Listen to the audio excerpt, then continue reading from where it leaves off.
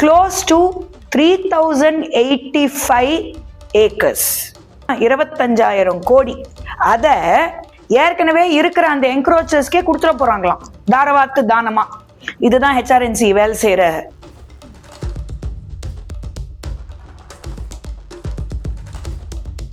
சரி, பிரச்சனை இருந்தா பிரச்சனையை ஓப்பனா சொல்லலாம் இல்ல, எதுக்கு பொய் சொல்லணும்? ரன்வே போட முடியாத அளவுக்கு ஏர்போர்ட் இருக்கு, அதுல ரன்வேயே கன்ஸ்ட்ரக்ட் பண்ண முடியாது. என்னங்க இது? தமிழ்நாட்டு மக்கள் என்ன காதுல பூ சுத்திக்கிட்டு இருக்காங்களா தெரியல. திரு நிர்மல்குமார் அவர்கள்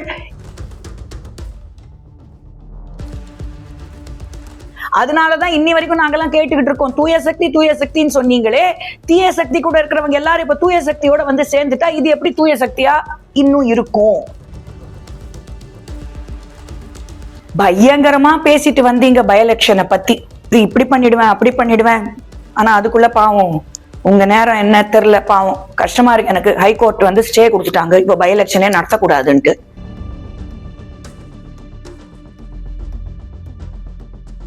அதே திரு எம்.ஆர். பாஸ்கர் அவர்கள் ஜூனியர் விகடன்ல நடந்த கரூர் சம்பவத்தை பத்தியும் உங்களை பத்தியும் எவ்வளவு தப்பா பேசினாருங்கிறது அவர் கொடுத்த இன்டர்வியூ. அது ஜூனியர் விகடனுக்கு நான் சொல்லல, அவரு தான் சொல்லியிருக்காரு. ஆனா இன்னைக்கு அதே கரூர்ல அவர் வந்து நின்னுகிட்டு உங்ககிட்ட கை கட்டி நின்னுகிட்டு பேசுறாரு. இது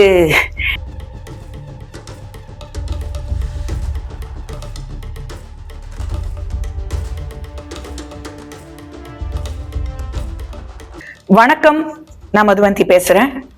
முருகா, தமிழ்நாட்டுல என்ன நடந்துகிட்டு இருக்கு? நான் முருகான்னு ஏன் சொல்றேன்னு உங்க எல்லாருக்கும் தெரியும். ஏன்னா இப்ப அது ஒரு பெரிய சர்ச்சை ஓடிக்கிட்டு இருக்கு. அவர் தமிழ் கடவுளா, தெலுங்கு கடவுளா, இல்ல வடநாட்டுல இருந்து வந்த கடவுளா? Murugan is pan Indian. Murugan is a global, அதாவது உலகத்துல இருக்கிற எல்லாரும் வேண்டிக்கிற ஒரு கடவுள். சரி, அந்த சர்ச்சையை இப்ப விடுவோம். அது அப்புறம் அது இன்னொரு இட்ஸ் ஃபார் லேட்டர் வீடியோ. ஏன்னா இப்ப படம்லாம் வேற, தமிழ் முருகன் அப்படின்னு ஒரு படம் வருது. ஏன் வருதுன்னு எனக்கும் தெரியல, வரட்டும் பாத்துக்கலாம். தமிழக மக்கள் அதுக்கு என்ன பதில் சொல்றாங்கன்னு பாத்துப்போம். திருப்பரங்குன்றம் முருகன் அதுக்கு என்ன பதில் சொல்றான்னு பாத்துப்போம். ஆனா நான் ஏன் முருகாவை கூப்பிட்டேன்னா, இப்போ ஹெச்ஆர்என்சி மாண்புமிகு அமைச்சர் திரு ரமேஷ் அவர்கள் ஒரு மாசம் முன்னாடி என்ன சொன்னாரு? கிட்டத்தட்ட 1 lakh ஏக்கர்ஸா இருக்கிற இந்த என்க்ரோச்ட் லேண்ட் இதெல்லாம் கோயில்களுக்கு நான் திருப்பி கொண்டு ரெஸ்டோர் பண்ணி கொடுத்துட போறேன்.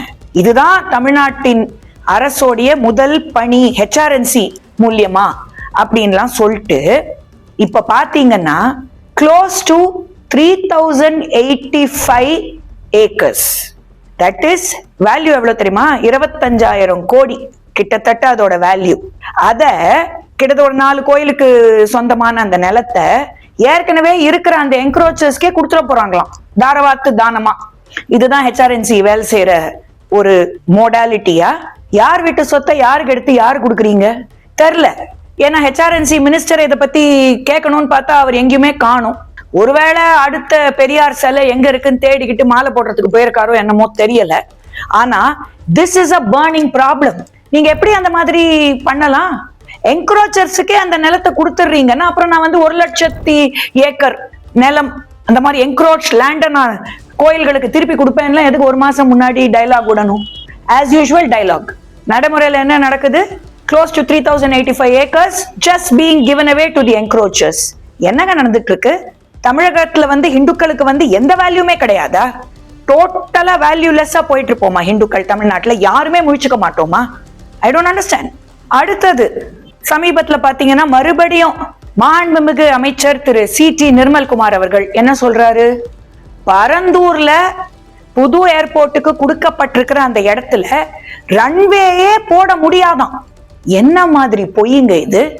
4 இடம் காமிச்சிட்டு ஃபைனலி பரந்தூர் வாஸ் சோசன். ஒரு ஏர்போர்ட்டை வைக்கிற இடத்துல ரன்வே போட முடியாத அளவுக்காவா சென்ட்ரல் கவர்மெண்ட் மத்தவங்க எல்லாம் சூஸ் பண்ணி, அத்தாரிட்டிஸ் எல்லாம் சூஸ் பண்ணி ஒரு இடத்த கொடுப்பாங்க? எதுக்கு இப்படி புழுகணும்? எதுக்கு இப்படி மக்களை ஏமாத்தணும்? உலகம் பூரா வந்து பாரத பிரதமரை வந்து அப்படி வந்து கொண்டாடிக்கிட்டு இருக்காங்க இந்த சமயத்துல. நீங்க பாத்தீங்கன்னா மத்த இடங்கள்ல எல்லாம் இருக்கிற இந்த பிஎன்சி டவுன்ஸ்ல எல்லாம் கூட அப்படி வந்துகிட்டு இருக்க ஏர்போர்ட்ஸ். ஒரு பரந்தூர்ல அந்த ஏர்போர்ட்டை வந்து கன்ஸ்ட்ரக்ட் பண்றதுல என்ன பிரச்சனை? சரி, பிரச்சனை இருந்தா பிரச்சனையை ஓப்பனா சொல்லலாம் இல்ல, எதுக்கு பொய் சொல்லணும்?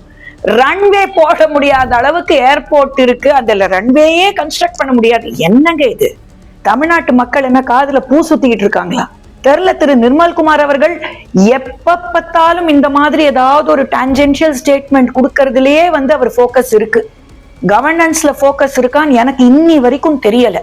ஏன்னா அவரு சட்டத்துறைக்கும் அவர் தான் அமைச்சர். சட்ட ஒழுங்கு தமிழ்நாட்டுல எப்படி இருக்குன்னு நம்ம பார்த்துக்கிட்டு தான் இருக்கோம். சரி, அது அடுத்த டாபிக். சட்ட ஒழுங்கு அப்படின்னு வந்துட்டா நம்ம மாண்புமிகு திரு சி ஜோசப் விஜய் அவர்கள் தமிழகத்தின் முதலமைச்சர் கிட்ட நம்ம போக வேண்டி இருக்கும். சோ அது நான் நெக்ஸ்ட் பேசுறேன்.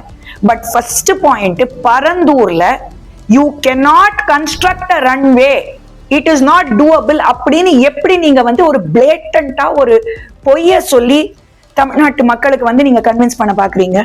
அண்ட் ஃபைனலி, கரூருக்கு சென்ற மாண்புமிகு முதலமைச்சர் திரு சி ஜோசப் விஜய் அவர்கள் அவர் பேசின சில விஷயங்கள் ஆஸ் யூஷுவல் எனக்கு கொஞ்சம் டவுட்ஸ் இருக்கு. ஒரு பிரஜையா அதை பத்தி கேட்கறதுக்கு தான் நான் இந்த விஷயத்த கடைசியில வச்சுக்கிட்டேன் இந்த வீடியோக்கு. முதல்ல இந்த எஜுகேஷன் மினிஸ்டர் இருக்காரு இல்லையா, மாண்புமிகு அமைச்சர் திரு ராஜ்மோகன் அவர்கள், அவர் ஸ்பீச் முதல்ல அவர் தானே ஓப்பனிங் ஸ்பீச். இப்பெல்லாம் அந்த ஓப்பனிங் ஸ்பீச் கொடுக்கும்போது அவர் என்ன பண்ணாரு?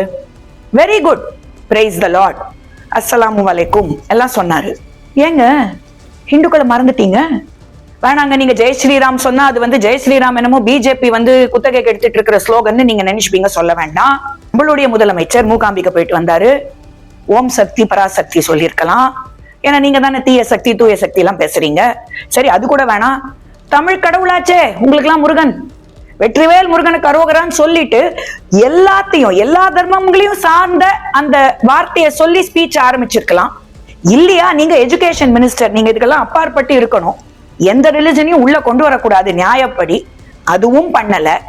இஸ்லாமியர்களுக்கும் கிறிஸ்துவர்களுக்கும் மட்டும் வணக்கம் சொல்லிட்டு ஒரு ஸ்பீச் ஆரம்பிக்கிறீங்களே, அப்போ உங்களுக்கு ஓட்டு போட்ட அந்த கோடானு கோடி இந்துக்களுக்கு என்ன நிலைமை? ஓ, அதான் இப்போ ஹெச்ஆர்என்சில நடந்துட்டு இருக்கா? அதுதான் இங்க தமிழ்நாட்டுல இருக்கிற இந்துக்களுக்கு இனிமே நிலைமையா? இல்ல நான் தெரியாம தான் கேட்கிறேன். ஏன்னா நீங்க அவ்வளவுதான் சொல்லிட்டு ஸ்பீச் ஆரம்பிச்சிருக்கீங்க. ஃபர்ஸ்ட் அந்த ரெண்டுமே கூட சொல்ல தேவையில்லை. ஏன்னா you have to be above all this when you take an oath as per the Constitution of India. A minister is supposed to be secular. ஒண்ணு எல்லாத்தையும் சொல்லுங்க, இல்ல எதையுமே சொல்லாதீங்க. அதென்ன செலக்டிவா ரெண்டு மட்டும் சொல்றீங்க? அப்ப நீங்க என்ன ப்ரூவ் பண்ண பாக்குறீங்க? உங்க அரசாங்கம் it will only run for minorities. அப்போ we the majority as Hindus don't matter to you? இல்ல திரு ராஜ்மோகன் அவர்கள் தான் இதுக்கு பதில் சொல்லணும். ஏன்னா அவர் தான் இதை சொன்னாரு ஸ்பீச்சுக்கு முன்னாடி. சோ நீங்க தான் இதுக்கு பதில் சொல்லணும். மாண்புமிகு முதலமைச்சர், உங்க ஸ்பீச்ல நீங்க சொன்னீங்க டீலிமிட்டேஷன் நாங்க அலோவே பண்ண மாட்டோம்.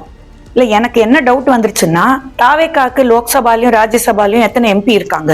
ஏன்னா இது லோக்சபாலையும் ராஜ்யசபாலையும் முடிவெடுக்கிற ஒரு விஷயம். ஓ, உங்க கூட அந்த ஆலைஸ் அவங்கெல்லாம் இருக்காங்க. சோ அவங்க ரெப்ரசன்டேட்டிவ்ஸ் அங்க ரெண்டு ஹவுஸ்லயும் இருக்கிறதுனால டீலிமிட்டேஷனை நிறுத்திடலாம் அப்படின்னு யோசிச்சுதான் முதலமைச்சர் இந்த ஸ்டேட்மெண்ட்டை நீங்க சொன்னீங்களா? நான் ஏன் கேக்குறேன்னா, உங்க ஆலைஸ நீங்களே ஒரு லெவலுக்கு மேல நம்ப முடியாது. ஏன்னா 20 வருஷமா வேற ஒரு கட்சியோட இருந்துட்டு அந்த கட்சியோடய எலெக்ஷனை ஜெயிச்சுட்டு அதுக்கப்புறம் ஓவர் நைட் தாவி வந்தவங்க தான் இவங்க எல்லாருமே. அதனாலதான் இன்னி வரைக்கும் நாங்கெல்லாம் கேட்டுக்கிட்டு இருக்கோம், தூய சக்தி தூய சக்தின்னு சொன்னீங்களே, தீய சக்தி கூட இருக்கிறவங்க எல்லாரும் இப்ப தூய சக்தியோட சேர்ந்துட்டா இது எப்படி தூய சக்தியா இன்னும் இருக்கும் அப்படின்னு கேட்டுட்டு இருக்கிற இந்த நேரத்துல டீலிமிட்டேஷன் வேண்டாம், நாங்க ஒத்துக்க மாட்டோம். டீலிமிட்டேஷன்னால எந்த பிரச்சனையும் இல்ல, இன்ஃபேக்ட் அட்வான்டேஜ் தான் மாண்புமிகு பாரத பிரதமர்ல இருந்து மாண்புமிகு உள்துறை அமைச்சர்ல இருந்து எல்லாரும் சொல்லி முடிச்சுட்டாங்க. எதுக்கு நீங்க இந்த சப்ஜெக்ட கரூர்ல எடுத்தீங்கன்னு எனக்கு இப்ப வரைக்கும் புரியல. அப்படியே எடுத்தாலும் உங்களுக்கு எம்பிஸ் இருக்காங்களா? அங்க கணிசமான தொகை இருக்கா? கிடையாது. தட் இஸ் உங்க அலைஸுமே நான் சொல்றேன். அப்ப எதுக்கு நீங்க இதை சொன்னீங்க தமிழக மக்கள் கிட்ட எனக்கு இப்ப வரைக்கும் புரியல. அடுத்தது நீங்க என்ன சொல்லிருக்கீங்க? லஞ்சத்தை கம்ப்ளீட்டா ஒழிக்க ஆரம்பிச்சிட்டோம் தாவேக்கால. சூப்பர், வெரி குட், லஞ்சத்தை ஒழிக்க ஆரம்பிச்சிட்டீங்க. அப்ப எதுக்கு உங்க ஹெச்ஆர்என்சி மந்திரி இந்த மாதிரி கொண்டு போய் என்க்ரோச்சர்ஸ்க்கு மொத்தமா தாரவாத்து கொடுக்கறாரு? அதுக்கு பேர் என்ன?